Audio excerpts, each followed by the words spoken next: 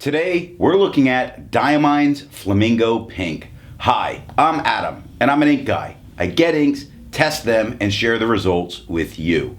Now, Diamine's Flamingo Pink is a very bright pink ink. To make sure I have a range of experience with this ink, I do the writing samples. I then put the ink into a different pen for a day. I then put it into a Pierre Cardin President with a medium nib to take my notes for this video. Now before we look at the writing samples, let's look at the sciencey bits. Up first is chromatography, and I agree with Vita that I learned a lot by doing multiple chromatographies. The one on the left is done the way it's supposed to be done. I put a line of ink down immediately, put it into water for 10 to 15 seconds. And what we see is it starts pushing up right away. It's a very, very light pink at the bottom, and it gets darker as it moves up. It's a very straightforward, only pink moving up through here. Now the one on the right I let dry for 10 minutes before I dunk it into water. And what we see is it's darker along the bottom. There's a line that's a little bit darker. Then we get some of the mid-tone of the pink and the darker of the pink at the top. Although it looks a little bit darker, I really don't expect this to have much more resistance or hang around, and that it's got no real anything special to it in that way. Resistance tests are done to see how this ink can be expected to perform on the page, and more importantly, how hard it might be to clean from your pens. I let the smear dry for 3 days before testing it. Looking at the highlighter, it handles it very well. It does spread out a little bit, but it doesn't become illegible, which makes this a perfectly good ink to use in note-taking, especially as a complement color. Water completely reactivates and pulls it up off the page. Now I see a couple little spots where I'm seeing the white of the paper where that water was, and the water was only there for 30 seconds. Pen Flush did everything that water did, just a little bit more of it. We see more of the white area of the paper. In both Pen Flush and the water, I can see some of the dots of the Rhodia paper, but I don't think it should take Pen Flush to get this out of your pen. Now bleach completely removes it, as would be expected, and as has frequently happened, leaves this kind of yellow staining behind, but I don't think you should need bleach to get this out of your pen. For the inks I've tested, I've found an average viscosity of 2.5, with the realm of normal being from 2.1 to 2.9. Diamine's Flamingo Pink has a viscosity of 2.39, which makes it a very normal flowing ink. To find my average dry time, I use my writing samples with the extra fine and medium nib done on Clairefontaine, Tomoe River, and Rhodia paper. For the inks I've tested, I've found an average dry time of 17 seconds, with the realm of normal being from 13 to 21 seconds. Diamine's Flamingo Pink has an average dry time of 14 seconds, making its dry time also normal. Now, let's look at the writing samples.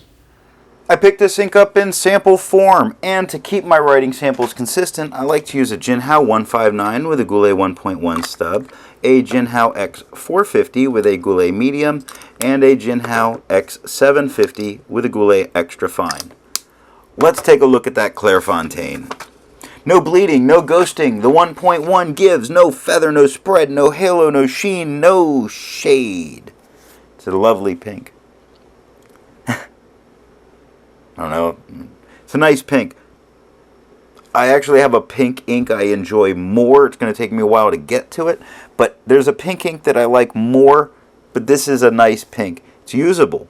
Extra fine, no feather, no spread, no halo, no sheen, no shade. 9 seconds to dry. The medium has no feather, no spread, no halo, no sheen, no shade. 13 seconds to dry.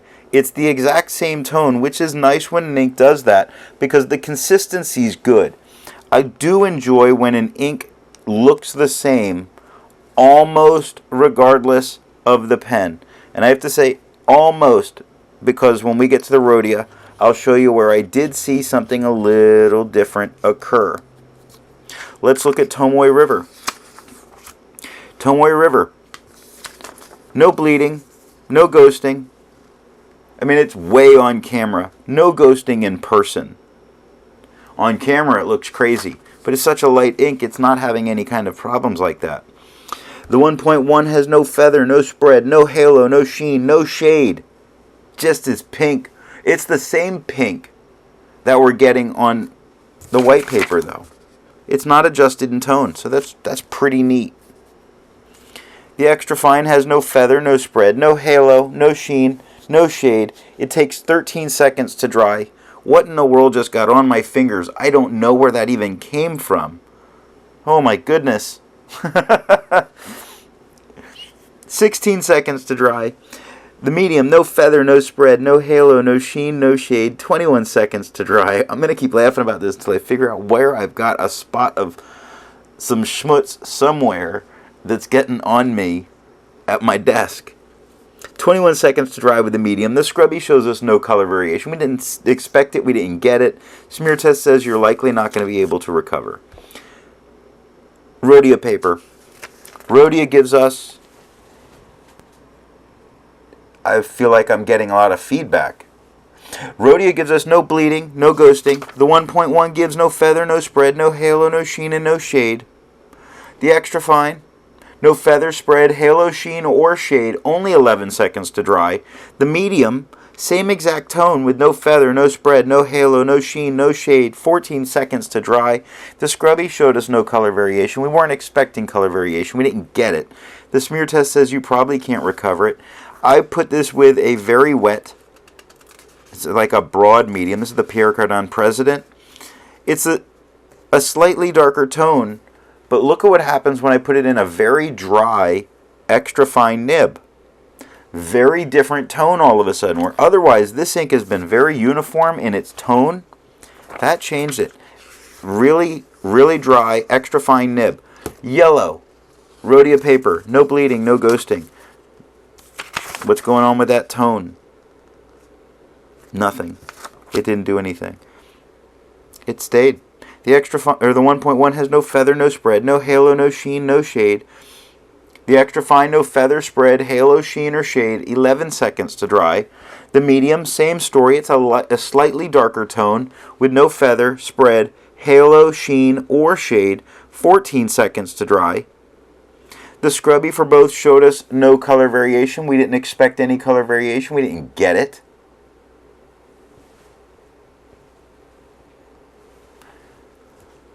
The smear test says we can likely recover. White lines paper. So the white lines paper didn't do especially well. Okay. The white lines paper didn't do especially well. It didn't do horrible. It bled some. It didn't bleed through onto the page below. It does sort of stop me from using the back side of the paper. I don't know that would stop my students from using the back side of the paper, but it would stop me. There was no ghosting, just a bunch of spot bleeding through, not touching the page underneath. The 1.1, it has no feather, but it has spread. It has no halo, no sheen, and no shade. The extra fine becomes a noticeably lighter tone with no feather, spread, halo, sheen, or shade, only 1 second to dry. But the medium, while it has no feather, it has spread. It has significant spread. It has no halo, sheen, or shade. It took 2 seconds to dry. The scrubby for both showed no color variation. We didn't expect it. We didn't get it. The smear test says you could likely recover it. Since I could see my students go ahead and using this, I decided to try the P. Berger paper, which is French ruled, and it's just really a student paper. We get bleed. We don't get significant bleed. We don't touch the next page, but we do get bleed. We get a ton of show through. The 1.1, it's a significant change in tone. It's much lighter. It has no feather, it has feathering that's not horrible. It's not stopping me from having a problem with it. It's tiny feathering all over. That's not the big problem. It has a lot of spread. And if you write bigger, you can probably compensate that without a problem. The extra fine, it has no feathering with the extra fine. It didn't spread with the extra fine. It doesn't have any haloing, any sheen, any shade. It only took 1 second to dry. The medium became a significantly darker tone than the extra fine. It did spread. It did not feather. It had no halo, no sheen, no shade. It only took 3 seconds to dry. The extra fine and the medium scrubby showed us no color variation. We didn't expect it. We didn't get it. The smear test, you could likely recover this if you smeared it while you were writing. And that's all that I have for the writing sample. Instead of finding inks that look like Diamine's Flamingo Pink, I would prefer to find a color that complements it on the page. And you know, sometimes when I see pink, I think of Bret Hart from wrestling. So I went towards black, and I chose Colorverse Sunspot because it is a very nice dark black. Before I give my opinion on this ink, I would ask, if you've enjoyed this video, give it a thumbs up. And if it's your first time here, I would invite you to subscribe. So what do I think of Diamine's Flamingo Pink? I think this is a flamingo pink. The name and the color match perfectly. Now, as a color, the tone is not so bright that it hurts your eyes, which frequently I feel like pink inks get messed up in that way. They become too bright to comfortably read. This one comfortably reads with no problem. And I wound up with it in an extra fine, very dry nib to take a couple final notes where I messed up on some of my notes. And it still was very easy to read. It wasn't too light, not too dark, not screaming and obnoxious. A perfect pink ink, perhaps one of my favorite pinks. Thanks for watching.